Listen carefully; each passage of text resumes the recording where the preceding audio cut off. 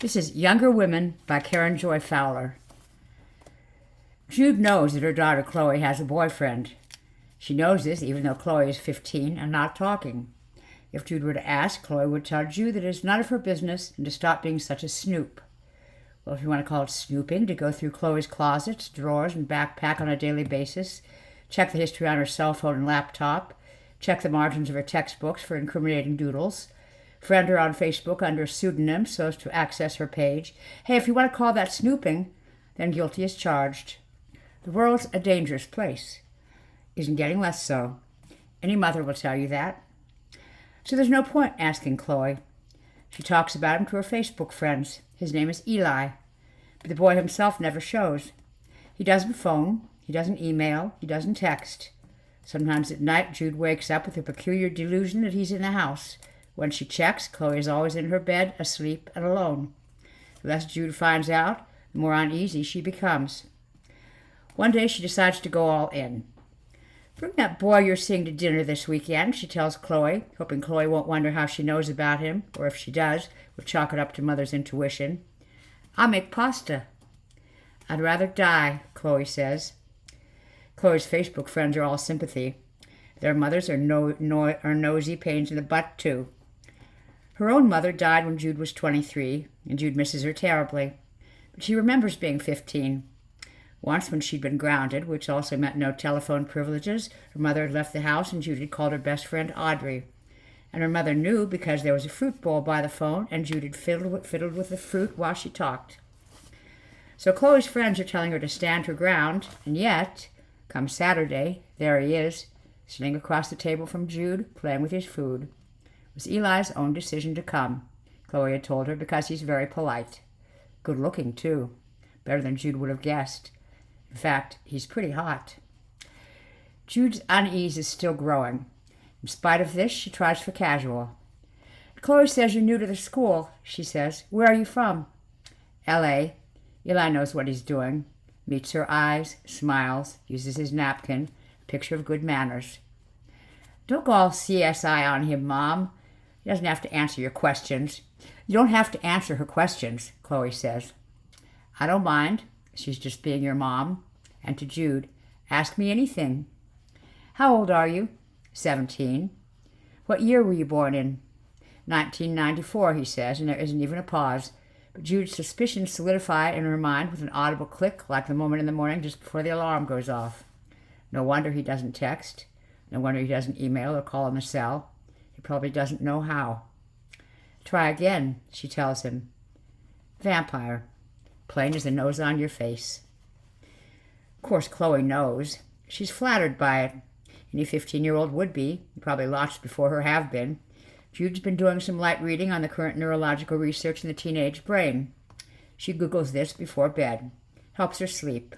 Not because the news is good, because she can tell herself that the current situation is only temporary. She and Chloe used to be so close before Chloe started hating her guts. The teenage brain is in a state of rapid but incomplete development. Certain important linkages haven't been formed yet.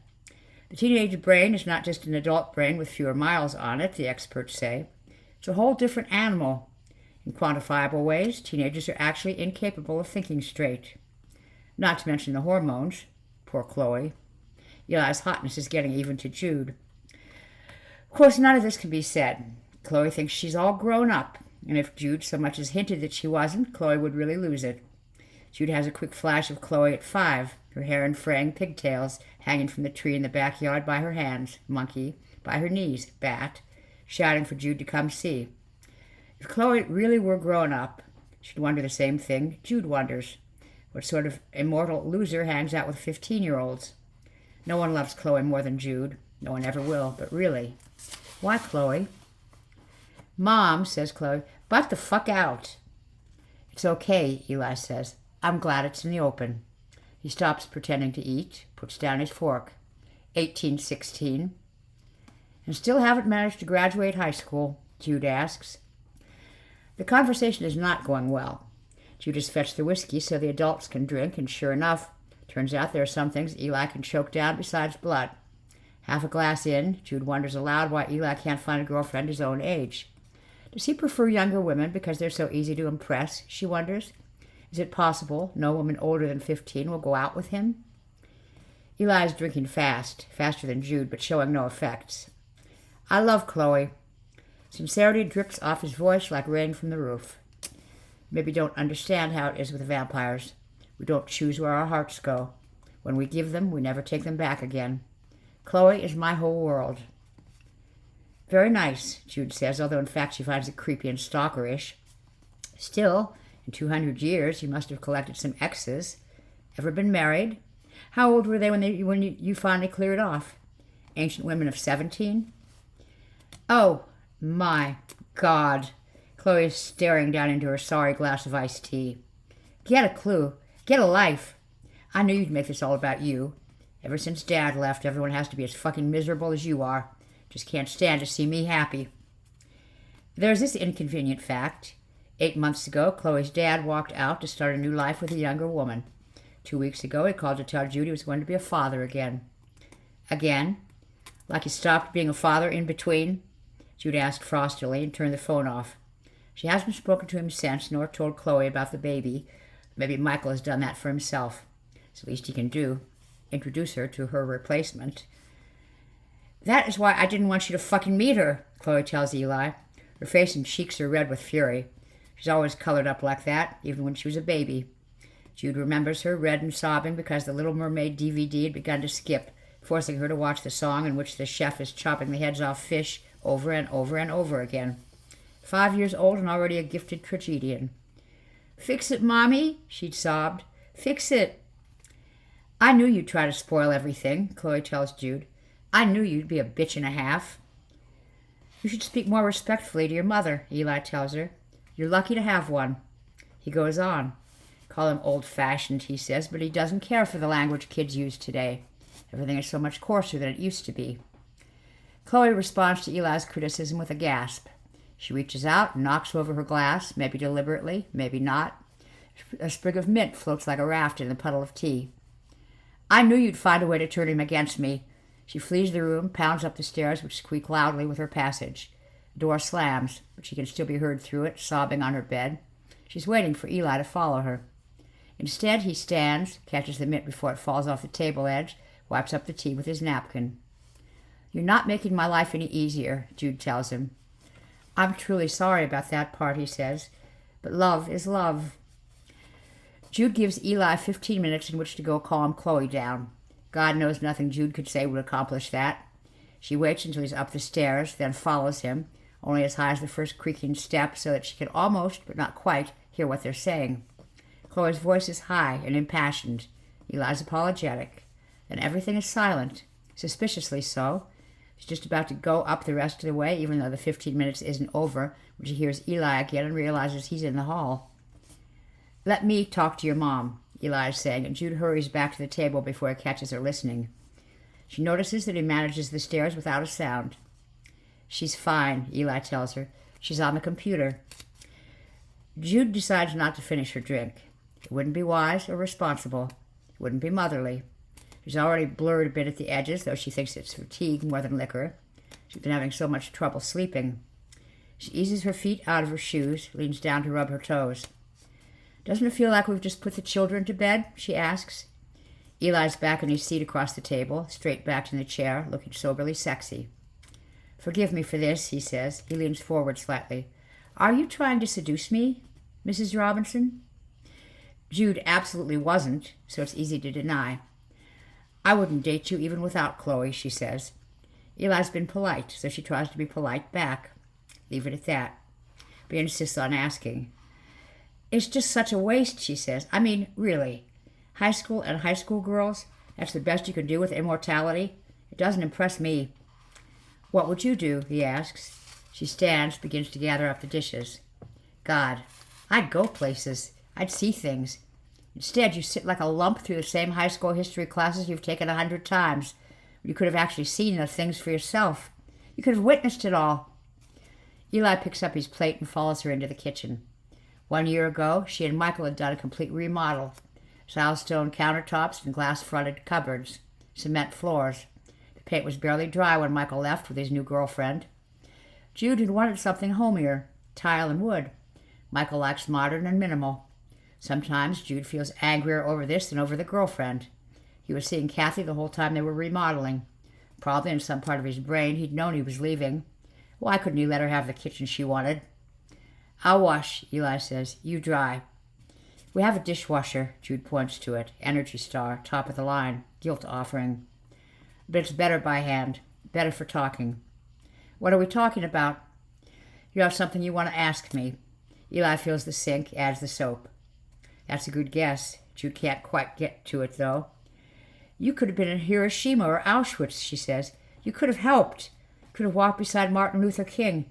Could have torn down the Berlin Wall. Right now, you could be in Darfur doing something good and important." "I'm doing the dishes," says Eli. Outside, Jude hears a car passing. It turns into the Klein's driveway. The headlights go off and the car door slams. Mary Beth Klein bought Jude a casserole of chicken divan when Michael left. Jude has never told her that Jack Klein tried to kiss her at the Swansons' New Year's party, because how do you say that to a woman who's never been anything but nice to you? Klein's boy Devin goes to school with Chloe. He smokes a lot of dope. Sometimes Jude can smell it in the backyard, coming over the fence. Why can't Chloe be in love with him? "If you promise me not to change, Chloe, would you keep that promise?" She hears more than feels the tremble in her voice. "Now we're getting to it," Eli says. He passes her the first of the glasses and their hands touch. His fingers feel warm. She knows that's just the dishwasher water. "Would you like me to change you?" Eli asks. "Is that what you really want?" The glass slips from Jude's hand and shatters on the cement. A large, sharp piece rests against her bare foot. "Don't move," says Eli. "Let me clean it up." He drops to his knees. "What's happening?" Chloe calls from upstairs. "What's going on?" "Nothing. I broke a glass," Jude shouts back. Eli takes hold of her ankle. He lifts her foot. There's a little blood on her instep, and he wipes this away with his hand. "You'd never get older," he says, "but Michael will, and you can watch." Jude wonders briefly how he knows Michael's name. Chloe must have told him. His hand on her foot, his fingers rubbing her instep. The whiskey, her sleepiness. She's feeling sweetly lightheaded, sweetly lighthearted. Another car passes. Jude hears the sprinklers start next door, sounding almost, but not quite, like rain. "Is Eli still there?" Chloe's pitch is rising again. Jude doesn't answer. She speaks instead to Eli. "I wasn't so upset about Michael leaving as you think. It was a surprise. It was a shock. I was mostly upset about him leaving Chloe." She thinks again. "I was upset about him leaving me with Chloe." "You could go to Darfur then, if petty revenge is beneath you," Eli says. "Do things that are good and important." He's lowering his mouth to her foot. She puts a hand on his head to steady herself. Then she stops, grips his hair, pulls his head up. "But I wouldn't," she says, "would I?" Jude makes him look at her. She finds it a bit evil, really, offering her immortality under the guise of civic service, when the world has such a shortage of civic-minded vampires in it. She came so close to falling for it. She sees that the immortal brain must be different.